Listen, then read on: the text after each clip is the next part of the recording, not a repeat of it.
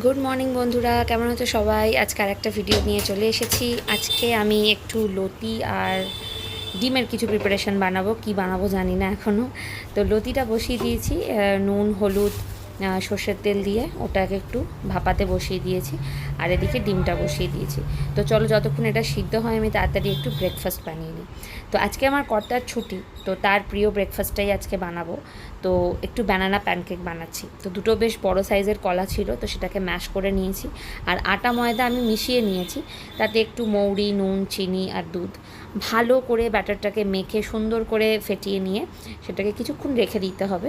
ব্যাস, তারপর ফ্রাইং প্যানে একটু বাটার বা রিফাইন্ড অয়েল যেটা পছন্দ সেটা দিয়ে একটা একটা করে দিয়ে একটু ঢেকে ঢেকে বানাতে হবে। একটু সময় লাগে, কিন্তু খেতে ভারী ভালো হয়। যদিও আমার একেবারেই পছন্দের জিনিস নয় এটা, কারণ সকাল সকাল মিষ্টি খেতে আমি ভীষণই আপত্তি বোধ করি। তো এখানে প্যান বসিয়ে দিয়েছি, আর এখানে আস্তে আস্তে একটা একটা করে হতে থাক। ততক্ষণ আমি আর একটা প্যানে সাইডে আমি বসিয়ে দেবো আমার লতিটা। তো লতিটা করা ভীষণ সোজা, কিন্তু কাটতেই যা খাটনি। একটু কালো জিরে, কাঁচা লঙ্কা ফোড়ন দিয়ে তাতে চিংড়ি মাছগুলো দিয়ে একটু নুন হলুদ দিয়ে সেটাকে ভেজে, তারই সাথে আমি এখানে পেঁয়াজ, টমেটো, কাঁচা লঙ্কা, আদা রসুন সব একসাথেই দিয়ে দেবো। তো এইগুলো একটু ভাজা ভাজা হয়ে গেলে আমি আমার ভাপিয়ে রাখা যে লতিটা সেটা দিয়ে দেবো। সেটা দেওয়ার পরে নর্মাল আমরা যা যা মশলা খাই সেই মশলাগুলো দিয়ে একটু হাত ধুয়ে আমি জল দিয়ে দেবো, একদম জল ছড়া যাকে বলে, দিয়ে একেবারেই আমি ঢেকে দেবো। এবারে ব্যাস ওটা ভাপে ভাপে হয়ে যাবে। অনেকে লতি গোটা গোটা খায়, কিন্তু আমার মানে ওই সোজা সোজা লতি ঠিক পছন্দ না। আমার একটু পুড়বে, গাটা বেশ একটু পোড়া পোড়া ব্যাপার আসবে, আমার ভীষণ ভালো লাগে। তো দেখো, এই যে লতি আমার এখানে হয়ে গেছে।